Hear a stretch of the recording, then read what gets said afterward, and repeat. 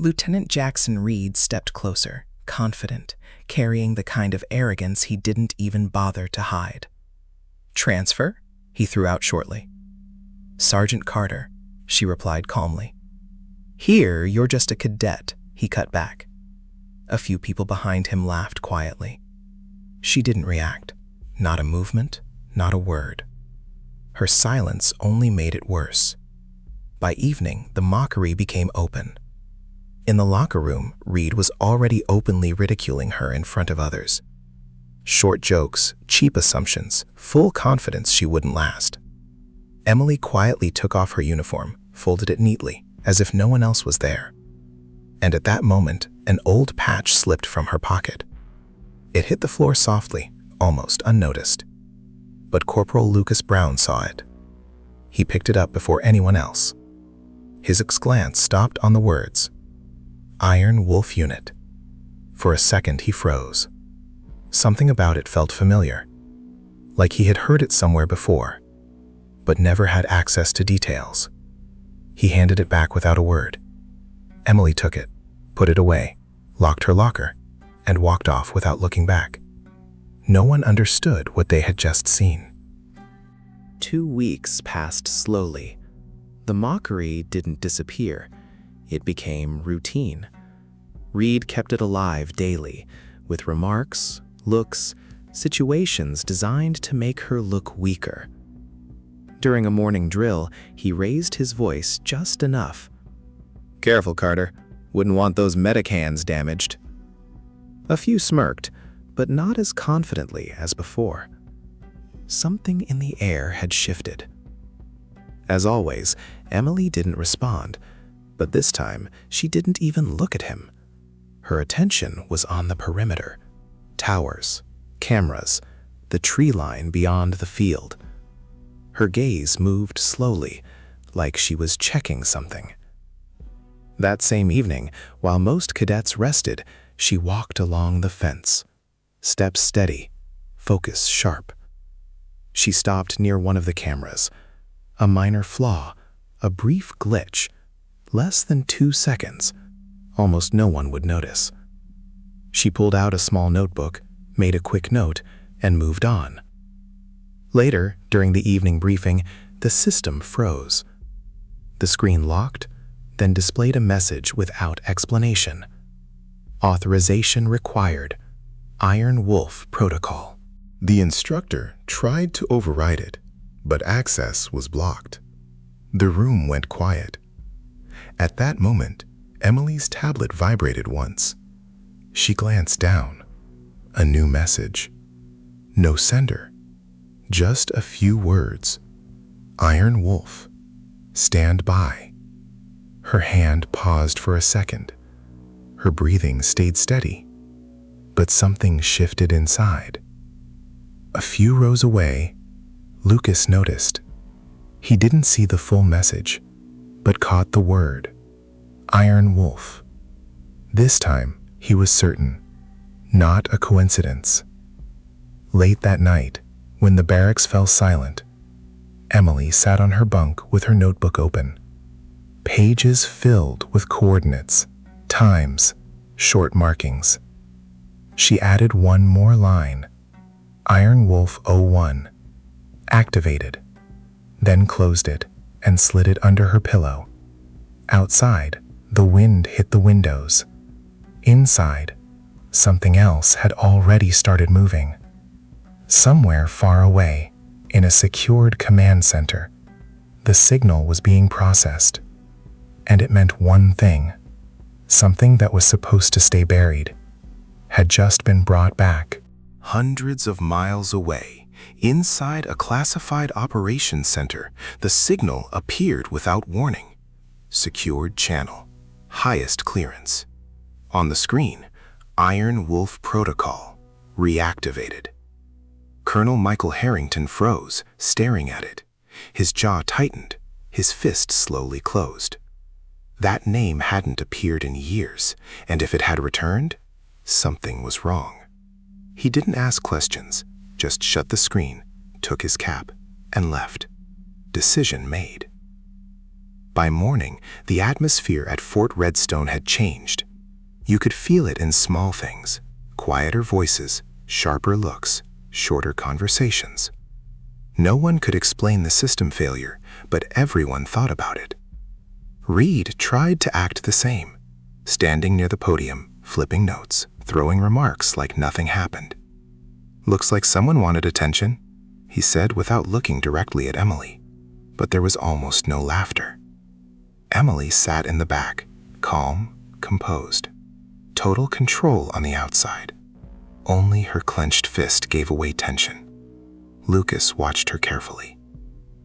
He understood now. She saw more than others. Then the lights flickered. Once. Twice. Darkness. 7 seconds of silence. When the lights came back, the central screen was active. But instead of the system, only one line appeared. Incoming command. Harrington. Footsteps echoed in the corridor. Measured. Heavy. The doors opened. The colonel entered without a word. His presence shifted the room instantly. No raised voice needed. His gaze moved across the room and stopped on Emily. Iron Wolf. Stand. Silence. Reed frowned, then fused. Sergeant Emily Carter. Front. She stood and walked forward. Steps steady. No hesitation. She stopped in front of him. "Good to see you again, Iron Wolf," he said quietly. The reaction was immediate. Whispering. Tension. Confusion. Reed straightened sharply. "That's a mistake. She's a medic." The colonel looked at him. Cold. Flat. "You have no idea who she is." And no one laughed this time. Silence stretched. The colonel let it sit, then stepped forward. 7 years ago. Operation in Afghanistan. A Marine unit trapped. Extraction failed. No support. His voice steady, like a report. Mission was written off. Some cadets shifted. Fragments of this story existed, but never details. He looked at Emily. One operator went in alone. No cover. Pause. 47 minutes. All 12 extracted. The room went still. She led that unit. Clear. No doubt. Reed froze, his confidence fading fast. The colonel added, quieter. "She didn't receive that call sign. She earned it." Another step closer. "She saved my life." That changed everything. Lucas lowered his eyes briefly, connecting it all. The patch, the message, the system reaction. Reed tried to speak, failed. "I didn't know," he said quietly. The colonel didn't raise his voice. "That's the problem. You didn't try." He turned to the room. "From now on, you address her properly. Sergeant Carter, Iron Wolf." No one objected. The air felt heavier. One cadet stood and saluted. No command, just instinct. Then another. Then another. Within seconds, the entire room stood. Perfect synchronization. No noise. Emily didn't move. No pride. No reaction. She didn't need to prove anything. It was already done. The colonel leaned slightly toward her. Quietly. "This isn't about them." She turned her head slightly. "Then what?"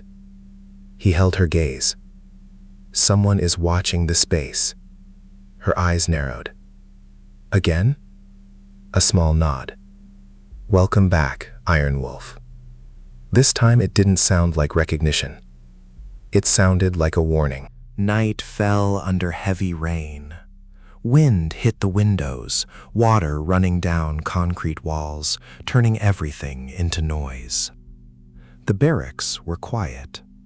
Emily sat on her bunk, holding the tablet. The same message on the screen. Iron Wolf, stand by. She didn't move, just watched it. Then the siren cut through everything. Sharp, immediate. Breach, west perimeter. Lights flickered. Emergency mode activated. Cadets rushed into corridors, orders everywhere. Within minutes, the strategy room was full. Tension in every movement. Colonel Michael Harrington stood at the center, issuing commands. Lock sectors, seal access, secure weapons. Clean, efficient. Then a voice cut in. Sir, not external? Heads turned. Internal sensors. Someone's already inside. Silence. The colonel looked at Emily. Decision made instantly. South wing, check. She nodded. Sofia Lopez moved with her. They advanced immediately. Corridors half-lit, sounds muted, every step louder than it should be. Emily moved first, eyes scanning angles, doors, vents. She stopped abruptly. Vent panel displaced, fresh marks. They were here. Then a sound behind, movement. She turned instantly. Stop. A figure in dark gear stepped out. No markings. 1 second, then he ran. Sophia fired, but he disappeared. Emily didn't hesitate. The chase was short, intense. They turned into maintenance corridors, narrow, dim. And there, near the main security panel, she saw it. A device, small, precisely placed. She ripped it off, turned it in her hand. Understood immediately. Not external. Sophia looked at her. Meaning? Emily checked the marking. Hours. Pause. Someone gave access. The rain kept falling, but that no longer mattered. The game had started. By morning, the sirens were gone. The base was secured. No casualties, nothing stolen, only planted devices, and too many questions. The strategy room was silent. The device lay on the table, disassembled, but still heavy with meaning. Colonel Michael Harrington looked at it without speaking. Emily stood across from him. "This wasn't an attack," she said. "They didn't take anything. They tested us." He nodded slightly. Same conclusion. Access level? Internal. High. That meant one thing. Not outside. Inside. Officers exchanged looks, but said nothing. The tension was thick. Then Reed stepped forward, for the first time without arrogance. "I was wrong," he said quietly. No one reacted. It didn't matter for the situation, but it mattered for him. Emily looked at him calmly. "No anger, no triumph. Now you know." That was enough. Later, when things settled, Emily stepped outside under the awning. The rain had weakened, leaving cold and mist. She looked into the darkness beyond the perimeter. Nothing visible. But she knew someone was there. The call sign that should have stayed buried was alive again. Iron Wolf. And someone wanted to see if she was still the same. She stood still, slowly breathing the cold air. This was no longer about training or proving anything. This was about control, about response, about what comes next. Somewhere in the dark, the game had just begun. And this time, she wasn't stepping aside.